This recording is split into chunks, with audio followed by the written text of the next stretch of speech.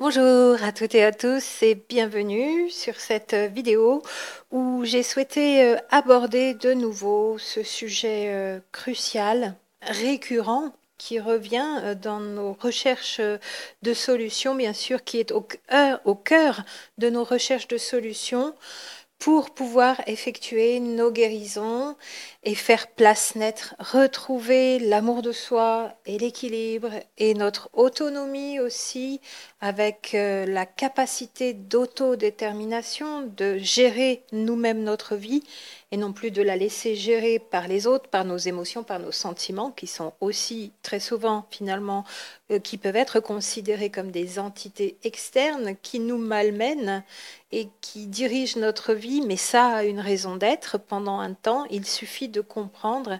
Et puis aussi pour retrouver la complétude et notre capacité à voir plus, plus grand et à être reconnecté, aligné, bref, rien que ça, tout ça et rien que ça, pour pouvoir vraiment vivre pleinement nos relations, toutes nos relations, celles d'avec notre jumeau, bien sûr, en tout premier lieu, notre jumeau, notre jumelle, mais toutes nos relations, toutes nos interactions avec tous les autres êtres humains, en retrouvant vraiment une grande, grande paix intérieure parce que complet, complète, serein, sans plus de peur, sans plus d'inquiétude, sans plus de mécanismes réflexes, une fois que ces guérisons sont faites.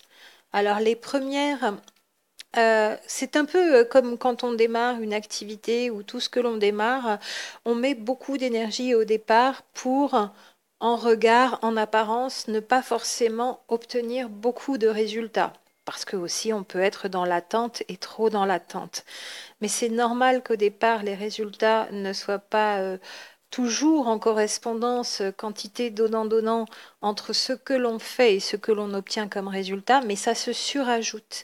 Et il y a un moment, à force de faire ces libérations, ces guérisons, eh bien tout ce que l'on a fait avant, dans les guérisons suivantes, ça joue aussi pour nous et ça devient de plus en plus rapide, de plus en plus puissant, de plus en plus facile. On arrive aussi quand même à des mémoires de plus en plus lourdes puisqu'en général, pour ne pas se faire de mal, tout simplement, pour ne pas se faire violence, on commence par les mémoires qui vont le moins secouer, qui sont aussi le plus accessibles, qui sont le moins enfouies dans l'inconscient, et on chemine comme ça petit à petit. Alors soit seul si on arrive à retrouver nos mémoires, soit aidé. Voilà, ça peut être de diverses manières. Moi, je le pratique pour aller plus vite en lecture vibratoire, pour donner un coup de boost, mais quand même de manière consciente et éveillée de votre côté pour la prise de conscience, justement. On va en parler juste après. Donc, quelle libération pour pouvoir vivre avec légèreté, je dirais, librement toutes nos relations. Et cette guérison des mémoires individuelles, donc, ces mémoires qui, dans notre être, tout au long de notre vie, ont engendré des inquiétudes, des peurs, par des expériences négatives, bien sûr, par des mauvais souvenirs, par des vécus que l'on n'a pas compris, soudain subis dans l'impuissance, et qui, tout cela a engendré aussi des attitudes conditionnées, réflexes de protection, ce que l'on appelle d'ailleurs aussi en psychologie les mécanismes de défense. Ces guérisons de mémoire passent pour moi par 3 étapes. Et puis il y aura même peut-être une quatrième, je pourrais parler d'une quatrième qui est l'étape d'intégration, on pourrait l'appeler comme ça effectivement. La première étape dans ce que je mets moi en place, dans ce que je propose, c'est la prise de conscience de l'existence d'une mémoire qui fait obstacle, ou dit encore autrement, qui vibre négativement à l'intérieur de l'être. Donc mémoire à un niveau psychique, de sentiment, donc prenez-le dans la définition habituelle des émotions, de ce dont parlent les personnes par ailleurs, de sentiments qui font qu'à un niveau vibratoire, au niveau de la circulation d'énergie, la circulation est bloquée. et que même le corps en est bloqué par des mémoires qui ont induit des sentiments qui eux-mêmes ont induit le blocage de l'énergie. Prise de conscience de l'existence de ces mémoires, ça c'est le préalable bien sûr à la guérison. Et le préalable de cette prise de conscience, bien évidemment, avant de pouvoir prendre conscience de quelque chose qui fait obstacle, obstruction, qui nous ennuie au niveau de la circulation de l'énergie, c'est d'avoir retrouvé cette mémoire. Ce que nous faisons donc sous l'appellation lecture vibratoire qui permet de gagner du temps, mais sans pour autant, comme je viens de le dire, transgresser la barrière de l'inconscient. Pour une fois, j'en parlerai de la sorte, comme peuvent le faire d'autres techniques. J'en parlerai aussi, donc, comme certaines techniques comme l'hypnose, entre autres, qui vont aller chercher, alors que la personne n'est pas forcément dans un état de conscience et d'éveil classique, certaines informations, ou peuvent aussi, donc des séances d'hypnose opérées par induction. Ça fait un bon bout de temps que j'ai préparé cette vidéo sur l'hypnose et comment je conçois cela pour nous dans la libération et guérison par rapport à ces mémoires, surtout sur le parcours flamme jumelle. Plus peut-être que pour d'autres personnes, mais je m'en expliquerai parce que je voulais vraiment faire une vidéo claire, carrée, complète et concise à la fois sur l'hypnose. Je vous en parlerai ultérieurement. Donc première étape, prise de conscience de l'existence d'une mémoire une fois qu'on l'a ressortie ou remémorée ou qu'on en a repris conscience si elle n'était pas enfouie dans l'inconscient. Alors, pour vous redonner quand même au passage les mécanismes de défense qui sont consécutifs à ces mémoires vibrant négativement à l'intérieur de l'être, ces mécanismes de défense, s'ils sont présents, c'est qu'ils sont utiles et adaptés, mais au moment où l'événement a lieu. Donc, par exemple, dans votre enfance, à 3 ans et demi, quand il y a eu un accident de voiture ou vous avez assisté à un accident de voiture dans laquelle conduisait votre père ou votre mère, il y avait aussi peut-être un frère, une sœur, un autre parent, et vous avez assisté à l'accident et il y a quelque chose qui s'est mis en place comme mécanisme de défense à ce moment-là avec une peur. Bon, là, on est sur une peur réelle, mais on le redit à chaque fois, il y a les mêmes mécanismes de défense qui peuvent se mettre en place, même si le danger n'est pas réel. La peur, elle, va naître quand même dans un cerveau d'enfant. Il y aurait plein d'exemples. Donc ces mécanismes de défense qui se mettent en place à ce moment-là sont utiles et adaptés à ce moment-là. Mais on enregistre bien souvent, là on pourrait l'expliquer plus longuement, ce mécanisme de défense pour d'autres moments ultérieurs alors que l'événement n'a plus lieu. Mais c'est comme une programmation. Ce serait un petit peu une très succincte définition de la programmation. Et on va fonctionner avec ces programmations et ces réflexes conditionnés en remettant en place dans d'autres situations ultérieures qui y ressembleront mais il n'y aura pas réel danger, les mêmes mécanismes de défense. Parce que simplement, à ce moment-là, c'était utile pour préserver l'équilibre et l'intégrité psychique de notre être, mais plus tard, on n'est plus dans la même situation. Et pourtant, on fonctionne de nouveau sur ces mécanismes conditionnés, qui sont ravivés, remémorés, et ça remet en route le mécanisme de défense. Alors, rappelons quand même brièvement la définition de ce qu'est un mécanisme de défense, au passage aussi en psychologie.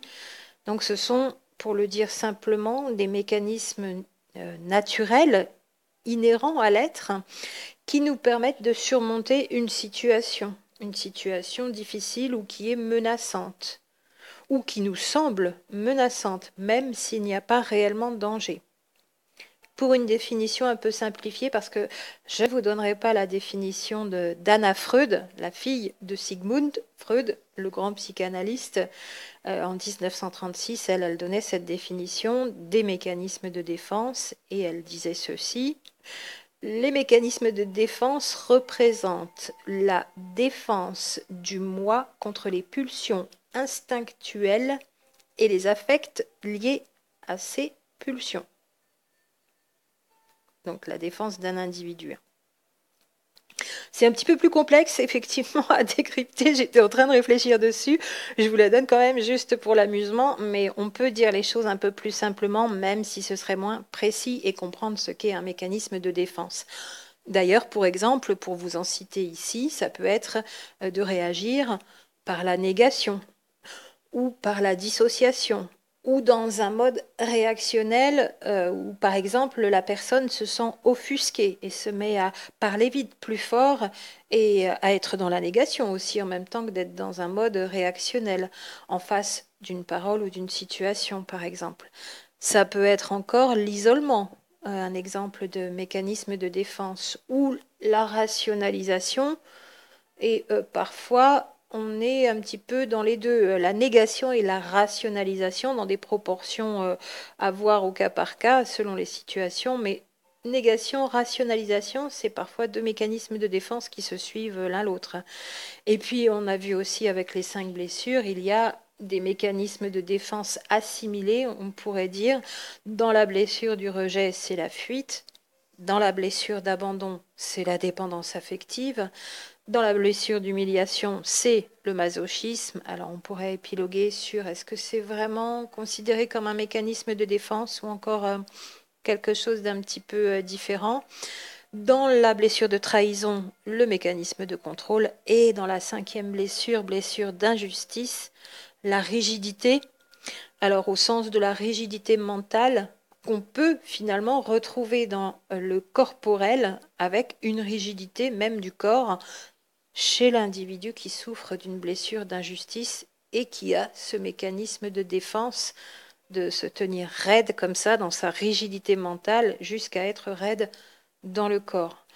Voilà pour ces quelques exemples des mécanismes de défense que nous pouvons adopter, la liste serait plus longue, pour nous protéger dans une situation où on s'est senti menacé, où il y a eu un danger réel ou non réel, qui a engendré une peur et qui fait que par l'avenir, ensuite, dans la suite de la vie de l'individu, nombre de situations mettent en réveil, je dirais, j'allais dire mettent en émoi, c'est le cas de le dire aussi, des peurs, mais irréelles, c'est-à-dire qu'il n'y a pas vraiment de situation de danger. Et pourtant, c'est ravivé dans certaines situations.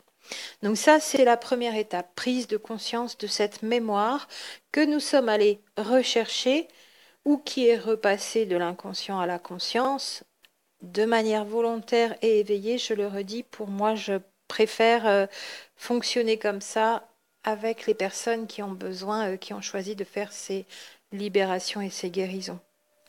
Donc à ce stade-là, déjà, il doit même se passer quelque chose si on est sur la bonne mémoire à traiter, dans l'ordre, hiérarchisant ce qui est le plus urgent, le plus important, le plus accessible aussi, et qui sera la plus, là où on sera le plus à même de libérer. Pas la peine, si l'individu n'est pas encore en capacité d'aller rechercher des mémoires très très très douloureuses, alors qu'il y en a déjà des autres qui pourraient alléger pour que ce soit plus facile ensuite d'aller libérer et guérir les mémoires les plus lourdes, douloureuses encore.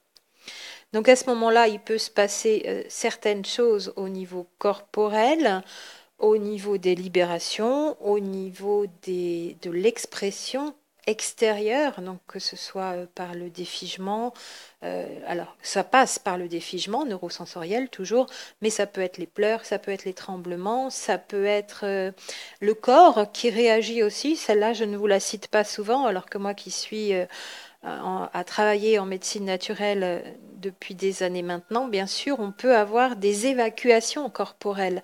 Donc ça peut être des symptômes physiques, faire une petite maladie, faire une gastro-entérite, faire une grippe, voilà, selon la saison, selon ce que l'on a mangé aussi et notre hygiène de vie, parce qu'il y a toujours un faisceau d'éléments qui crée la maladie, un faisceau de causes même, je dirais, un ensemble de causes qui crée la maladie.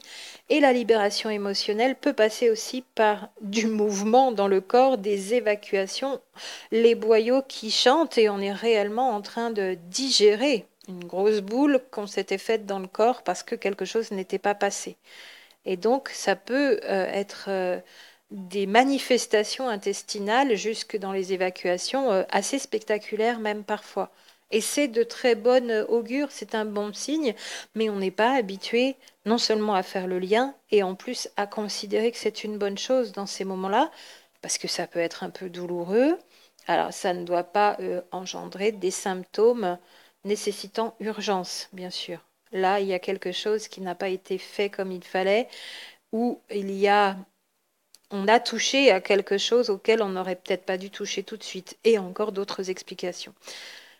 Donc ensuite, en passant à la deuxième étape, puisque je vous en indique 3 ici, on peut aussi vivre ces mouvements, c'est-à-dire revivre de loin, et en tant qu'observateur, c'est comme ça souvent que je vous amène à le faire, les émotions, les sentiments qui ont été ressentis à ce moment-là, la tristesse, la colère, l'impuissance, la peur en tant qu'émotion pure, bien sûr, où il n'y a pas eu d'amour pour récupérer ça.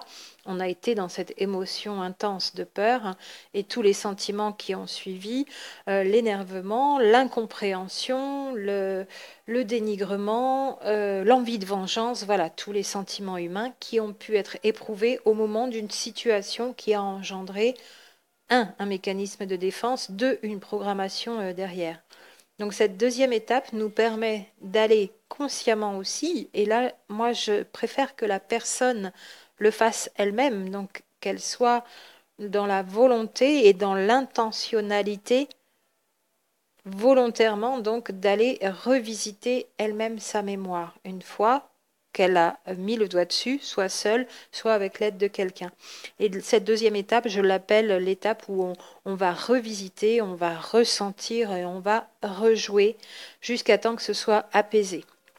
Ça, c'est une technique que plusieurs personnes utilisent et qui va aussi dans l'optique, qui est dans la même optique que cette mise en mouvement des sentiments du passé à l'intérieur du corps sans se refaire du mal, sans revivre les choses, mais qui va permettre d'aller extirper cette mémoire et d'aller apaiser. Alors bien sûr, à l'intérieur de chacune des étapes, c'est beaucoup plus long. Ici, je vous résume presque en titre, simplement en ayant un petit peu plus expliqué les mécanismes de défense avec leur définition. Et puis bien sûr, première étape, la mémoire, prise de conscience. Deuxième étape, on revisite, on ressent, on rejoue, on est aussi en mouvement. Ça doit bouger là-dedans, un peu ou beaucoup. La parole à un niveau vibratoire est déjà libératrice, mais bien souvent ne suffit pas. Donc il y a quand même besoin de plus et surtout de ne pas y passer plusieurs séances à parler plusieurs fois du même événement. À partir du moment où pour moi la mémoire est conscientisée, ressortie, et où ça commence déjà à faire bouger à l'intérieur, on change d'état, on n'est plus forcément dans la négation de l'ego, on est plus attentif, on commence déjà peut-être à ressentir un trouble, ne serait-ce qu'un trouble ou une tristesse. Là, on est déjà en mouvement au niveau des émotions. Émotion, le mot vient du latin, dans son étymologie latine, du latin donc du mot emovere, qui veut dire être en mouvement, mettre en mouvement. Donc le mot est bien choisi, émotion, donc sous-entendu sentiment derrière. Donc rien que par l'émotion ressentie qui remonte avec la mémoire conscientisée, on est déjà en train de mettre en mouvement. Il n'y a pas forcément besoin de grandes exultations. L'autre explication quand il n'y a pas de grandes exultations, c'est qu'il peut y avoir blocage au niveau de l'ego qui peut indiquer que c'est trop lourd, trop difficile, c'est pas le moment, et qu'on va procéder en 2 fois ou 3 fois au lieu d'une, jusqu'à temps que l'on puisse être en passe, en capacité de bien revivre cette sortie de mémoire et non pas se faire du mal à nouveau, encore une fois. Le but n'étant pas de revivre 2 fois la même souffrance. Mais comme l'événement ne se produit pas, au moment où on va travailler sur cette mémoire, on n'est plus dans le même contexte, dans la même situation. Il y a quand même beaucoup moins de chances de revivre la souffrance, puisque l'événement n'est pas là. Seulement le cerveau, quand il se projette et qu'il se remet dans la situation, il est important qu'il ne le revive pas de la même façon. Il y a donc des petites astuces là-dessus aussi pour le vivre de l'extérieur en observateur. Et puis la troisième étape, tout simplement, bien sûr, c'est de libérer, libérer, libérer, donc de se laisser aller, de décrocher, de s'abandonner, de lâcher prise, de ne pas avoir peur, de laisser aller le flux des émotions, de se laisser aller à les sortir, de ne pas être bloqué, pareil, par de l'éducation ou de l'ego, encore une fois, de la résistance au changement, ça va avec, et tout ce qui pourrait bloquer. Donc, soit ça se met en mouvement avec des émotions, déjà, ça peut être suffisant, soit si ça n'est pas suffisant et que même des émotions ne se mettent pas en route, ça vient d'une autre explication par rapport à l'ego notamment. Et là, à ce moment-là, une fois que c'est libéré, guéri, on est en passe de guérison, bien sûr, de cette mémoire négative qui a engendré ces attitudes réflexes, mécanismes de défense, de protection, dont on n'a plus besoin. Donc, si la mémoire se libère, c'est qu'on n'a plus besoin de fonctionner avec ces mécanismes de défense. Et ça vibre, et ça vibre, et ça vibre plus haut, plus librement, bien sûr, par les émotions mises en mouvement, par les sensations, par le fait de s'autoriser à s'exprimer, soit dans les cris, soit dans les pleurs, soit dans le mouvement, avec plein d'autres choses qui peuvent être accompagnées librement, libre à chaque personne de trouver sa façon justement de faire.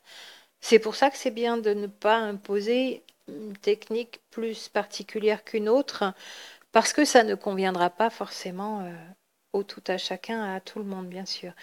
Et dans cette libération, ce qui se passe, c'est là où j'aime quand même vous emmener pour un point d'importance. On va jusqu'à modifier en tout début déjà notre neurochimie. Par l'expression, l'exultation, le sortir de ces émotions et de ces sentiments. Et même un petit peu plus loin encore, à un niveau cérébral toujours, on va modifier petit à petit notre neuroplasticité, la façon dont nos connexions neuronales fonctionnent, à un niveau neurochimique toujours. Et ensuite, s'en suivent encore en cascade, je vous le fais en très résumé, mais la restructuration, peut-être plus que le réencodage, le mot serait encore plus intéressant à employer de cette façon, restructuration et réveil de l'ADN. Et l'expression en regard, par conséquent, de nouvelles possibilités. Une énergie qui circule à nouveau, donc nouvelles possibilités de perception, perception extrasensorielle, mais autres aussi. Nouvelles dispositions que l'on avait naturellement, qui ont disparu à l'âge de l'enfance à cause de ces situations où on a mis en place ces mécanismes de défense et où on s'est bloqué dans nos vies. L'énergie, elle aussi, circule à tous les niveaux, mais au niveau corporel, bien sûr, tout d'abord. Et là où elle était bloquée dans le corps, dans les fameux canaux de circulation de l'énergie que la médecine ayurvédique appelle les nadis, ça recircule de nouveau et là, c'est libération, apaisement, allègement, beaucoup plus de joie de vivre. Si elle est complètement libérée, cette mémoire, et si c'était une mémoire importante, l'avant et l'après est vraiment intéressant à constater. Maintenant, tout n'est pas toujours aussi spectaculaire, mais chaque mémoire libérée œuvre à libérer encore plus facilement les autres. C'est une thérapeute dont j'avais vraiment adoré la conférence, je l'avais vue une seule fois, il y a 12-13 ans, elle parlait de couches de goudron. Et pour moi, à chaque fois qu'on est entouré d'une couche de goudron, on pourrait dire que le diamant d'ailleurs est entouré, le diamant que nous sommes et qui devrait déjà briller, est entouré d'une couche de goudron et à chaque libération de mémoire invalidante, j'avais presque envie de dire, c'est le mot qui me vient, on gratte une couche de goudron. On peut parler de couche, voilà. Et finalement, c'est ça aussi, la levée du voile à un niveau individuel. Alors, il est important aussi d'accompagner ces libérations émotionnelles dans la mise en mouvement du ressenti, des sentiments, de les accompagner, ces libérations, par une des meilleures hygiènes de vie qu'il soit. Hygiène de vie, ça veut dire à tous les niveaux, corporel, la façon dont on va libérer aussi au niveau émotionnel, donc le faire correctement. L'hygiène mentale, ça va avec, donc ce niveau émotionnel, c'est le niveau mental aussi, et hygiène spirituelle. Quand je parle d'accompagner par la meilleure hygiène de vie, c'est aussi sur les 3 niveaux. Corporel, mental, émotionnel, c'est le même niveau, et spirituel. Alors, l'énergie corporelle, là, vous allez trouver tout seul et toute seule, c'est l'alimentation, l'eau de boisson, les produits utilisés, bien sûr, les vêtements portés, le soleil, la respiration, l'activité physique, le repos, vérifier que le sommeil est bien réparateur, même s'il y a un bon nombre d'heures, on peut ne pas avoir un sommeil réparateur et tout ce qui permet donc cette bonne hygiène de vie corporelle. Parce que beaucoup de blocages d'énergie à l'intérieur du corps sont aussi en correspondance avec une mauvaise hygiène corporelle, alimentaire, d'eau, de boisson que l'on a au quotidien dans notre corps, de défaut de soleil, de manque de soleil, de mauvaise respiration. Tout cela, ça peut aussi bloquer l'énergie.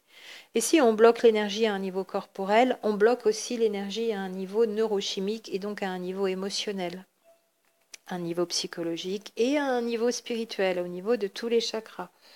Donc ça marche dans les 2 sens. Vous libérez les mémoires, les émotions, vous faites en sorte que le corps physique puisse mieux fonctionner.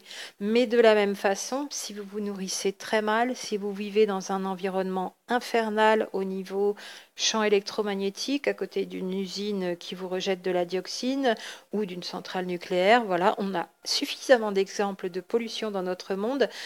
Vous vous mettez dans un état énergétique au niveau purement physique et physiologique, très bas vibratoirement, qui impliquera aussi presque de la dépression assez facilement, on peut l'imaginer, au long du temps, bien sûr.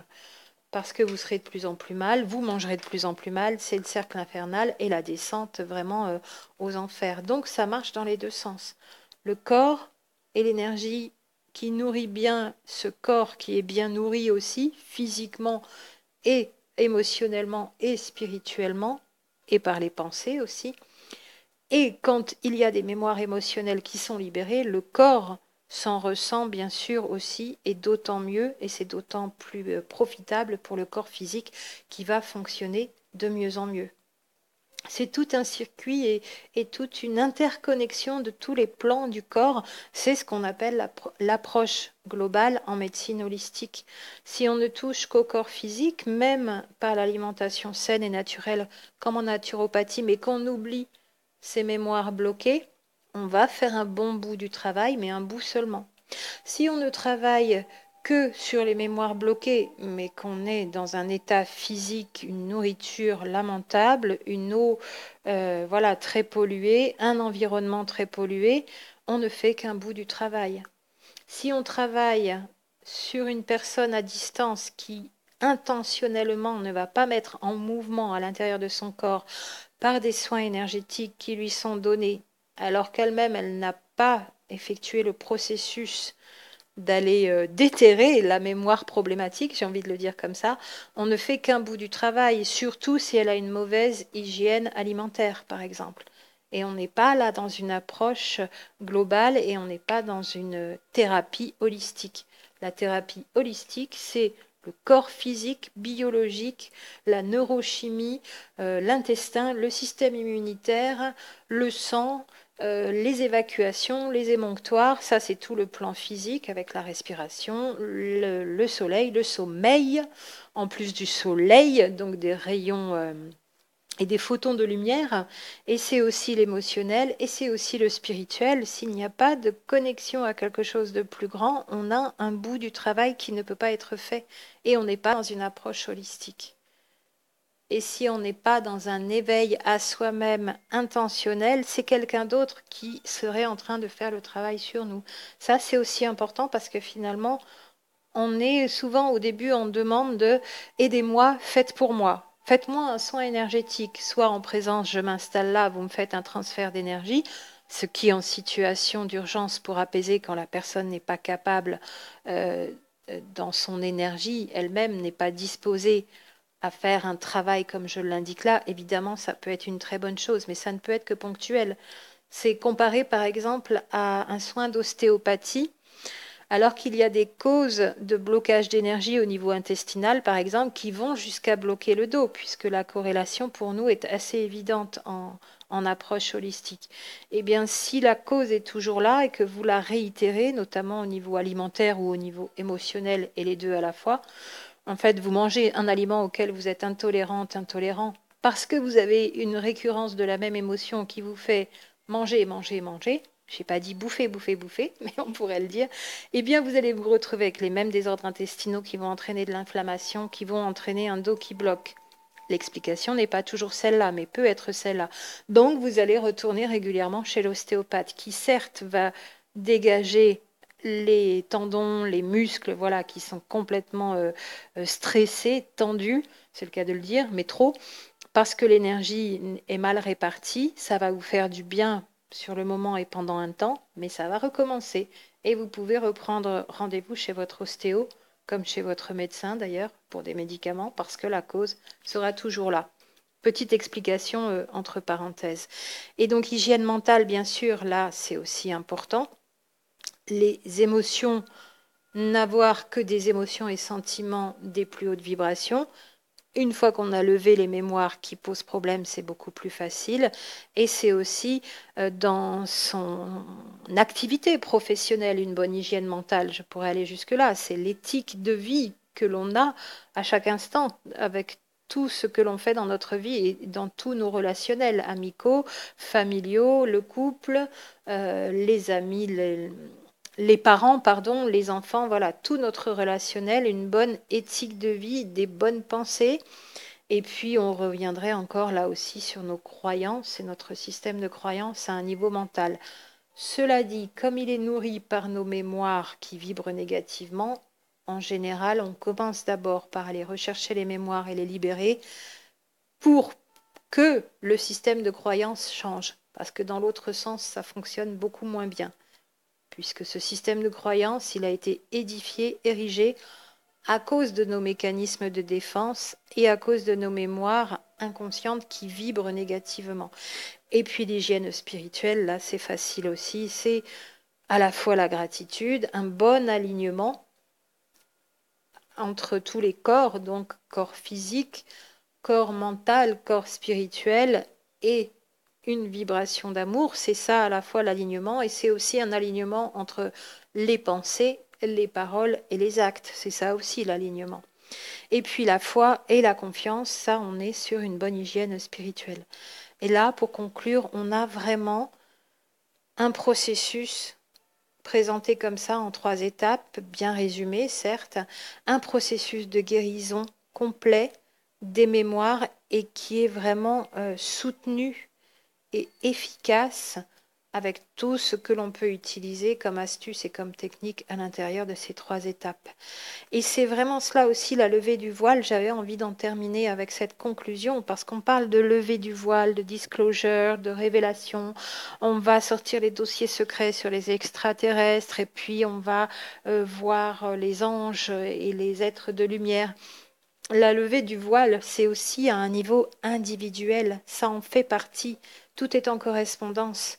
On changera de plan de conscience et on verra toutes ces autres manifestations merveilleuses d'êtres plus évolués quand nous-mêmes, on aura à un niveau individuel effectué notre propre levée du voile, la sortie de nos mémoires inconscientes.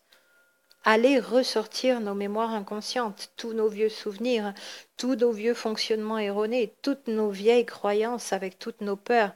Basta, tout ça, ça s'en va et c'est là qu'on effectue la levée du voile à un niveau individuel. Et chaque levée du voile à un niveau individuel se surajoute à celle de l'autre être humain à côté, de l'autre individu, et c'est ça qui va constituer aussi le changement de plan de conscience par des levées de voile individuelles qui s'additionnent les unes aux autres. Et il y a un moment où une masse critique, et même toute l'humanité, aura fait cette levée du voile pour passer dans ce plan de conscience supérieur. Alors, la discussion, c'est celles et ceux qui ne l'auront pas faite, où est-ce qu'ils vont? Voilà, il y a beaucoup de discussions sur le sujet. En aparté, on pourrait en discuter, bien sûr.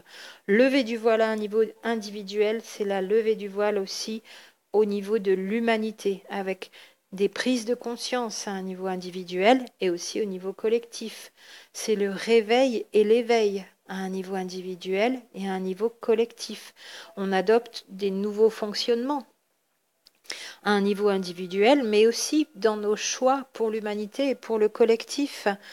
Plus il y a d'êtres humains qui se libèrent à un niveau individuel, et plus l'humanité se libère et va avoir de nouveau accès à une conscience cosmique. C'est une autre vibration à l'intérieur du corps, une autre vibration de l'ADN qui est à la fois restructurée, réveillée, réencodée. Je dis souvent, tout cela c'est à peu près la même chose, même si les termes diffèrent un peu. Et c'est là, quand je vous parle d'ancrage des nouvelles énergies, c'est là que ça se situe. Réveil à un niveau individuel, changement de structure au niveau de notre ADN ou restructuration et ancrage des nouvelles énergies. Et c'est ce qui se passe de manière décuplée entre les deux jumeaux dans la connexion flamme jumelle. C'est pareil pour tous les êtres humains, mais c'est particulièrement exacerbé et présent pour les jumeaux. Et ça se ressent à un niveau corporel. Et voilà qu'on arrive à ce nouveau plan de conscience, celui pour lequel on est venu dans cet ancrage des énergies que l'on est en train de faire. C'est ça tout le chemin d'éveil spirituel pour moi, de manière la plus consciente possible, en nous libérant de toutes ces entraves, de ces mémoires, en laissant briller le diamant lumineux qu'il y a à l'intérieur. C'est là aussi que s'effectue l'ouverture du cœur, quand il n'y a plus de mémoires qui nous font vibrer bas à un niveau mental, où ça nous laisse dans les inquiétudes et les peurs. Ouverture du cœur qui permet l'ouverture de conscience spirituelle. On enlève les couches et les couches de goudron que nous avions mis sur tout notre être, on laisse briller le diamant et on peut accéder à l'ouverture de conscience, donc plus facilement à la conscience supérieure, ce que l'on appelle aussi la conscience supérieure, qui est aussi appelée la conscience du champ unifié. Alors je pense que ce terme d'unifié et d'unification a été mal compris ou mal employé ou dévoyé, détourné, parce que le champ unifié de conscience, c'est le fait d'être tous reliés et de savoir que nous sommes toutes et tous un, tout en étant multiples. Tout simplement, c'est que nous venons toutes et tous d'une seule et même source, dans ma croyance en tout cas, je le ressens comme ça et je le vis comme ça, et que nous sommes toutes et tous une expression de cette même source, dans ce grand champ de conscience unifié, où nous sommes toutes et tous reliés les uns aux autres. Et là, c'est une toute autre conscience planétaire qui s'éveille aussi. L'unification, c'est bien d'être relié au champ de conscience unifié.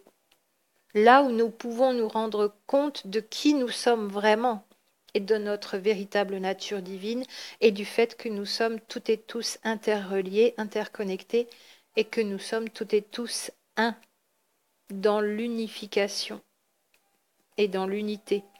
L'unification et les êtres unifiés, c'est pas l'androgynie. Hommes-femmes deviennent un androgyne. Ça ne se rapporte pas à cela. L'unification, l'androgynie, c'est l'androgynie. C'est un homme, ce n'est plus un homme, ce n'est plus une femme. Le mot existe et décrit vraiment ce qu'est un androgyne. Et ça n'est pas à confondre avec les êtres unifiés. Les êtres unifiés, c'est l'unification reliée au champ à la conscience du champ unifié, à la conscience supérieure et à la source finalement. Et là, nous laissons derrière nous ce vieux système de croyance avec toutes les souffrances, ce système de croyance de la matrice 3D, toutes nos mémoires, toutes nos souffrances, nos fausses croyances que révèle vraiment, que recèle la matrice 3D. C'est tout cela qu'on laisse derrière nous finalement quand on effectue nos guérisons à un niveau individuel parce que nous ne sommes pas seuls à les effectuer, bien heureusement en tant qu'être humain sur Terre. Et toutes ces guérisons surajoutées les unes aux autres nous amènent de plus en plus à la levée du voile et à la conscience du champ unifié. Petit à petit, certaines sont plus en avance que d'autres. Voilà ici pour moi où ça nous mène, la guérison des mémoires. Bien sûr, c'est plus long entre chacune des étapes pour certaines personnes. D'autres ont déjà effectué beaucoup de libérations au cours de leur vie, en sont presque à la fin, sont déjà bien ancrés dans les énergies 5D. Il peut quand même rester des mémoires. J'en témoigne pour ce week-end prolongé d'ascension où est ressortie pour moi personnellement une mémoire par rapport au lieu sur lequel je vis, mais qui finalement concernait une vie de mon jumeau. Donc là, pour vous dire, au-delà des mémoires de la vie présente, dans l'ordre, je pense que ce sont quand même les premières à aller rechercher, c'est souvent les premières qui ressortent, et après les mémoires de lignée, et après les mémoires d'autres vies. Surtout si elles sont très très douloureuses, très très lourdes. J'en témoigne, j'en ai fait des levées de mémoire à un niveau personnel. Celle de ce week-end, elle a été vraiment costaud. Et donc les évacuations ont été de tous ordres. Donc les pleurs, le corps en mouvement, l'énervement, taper, crier, sans faire mal à la gorge, mais parce que c'était vraiment une souffrance de 25 ans dans une vie vécue, donc terrible à devoir se cacher à cause de la maladie dans un état corporel hideux. Ce qui me fait beaucoup chercher sur cette maladie et le décodage biologique d'ailleurs. Ça, c'est très intéressant aussi. Et ça a été besoin d'eau glacée. Et c'est ça qui m'a fait réagir parce que j'avais le corps très très chaud, donc je bouillonnais de l'intérieur. Ça aussi, c'est une réaction corporelle. Pour vous en citer une encore. Et après, les genoux en compote, impossible de marcher, les genoux sciés. Donc heureusement que j'ai pu me reposer. Il y a eu 4 heures pour sortir cette mémoire avant en état modifié, comme je sais le faire moi-même maintenant depuis plusieurs années. Et il y a eu une récupération derrière qui a été énorme aussi. Et il y a eu encore une allergie le lundi. Et c'est sorti, voilà, donc un symptôme physique, pas très grave en apparence, mais c'était très très douloureux. L'œil qui pleure, l'œil fermé, à en avoir mal à la tête et repos derrière, obligatoire. Pas de lumière du jour, pas de lumière d'ordinateur, rien, extrêmement douloureux. Et au réveil, hop, tout était parti. Bon, bien sûr, en jeûne total aussi, ça, moi j'ai l'habitude de faire en même temps. Comme ça, il n'y a pas de complications de digestion lourde, de digestif bloqué. Pour vous donner un petit exemple de ce que ça peut donner aussi le mouvement pour les uns, les unes et les autres, mais ce sera personnel à chacun.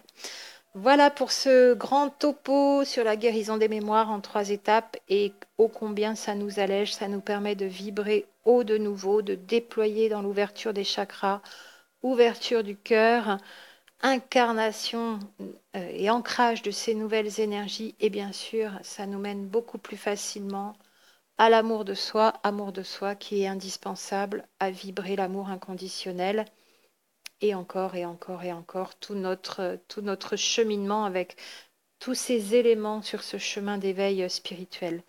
Alors j'espère que ça travaille pour vous aussi, que vous avez déjà un niveau personnel des avancées et puis bien sûr s'il y a besoin d'aide, selon les méthodes que vous préféreriez, il y a plusieurs choix à faire. Ce qui conviendra aux uns ne conviendra pas aux autres. Chaque choix aussi là de thérapie est personnel, toujours et encore.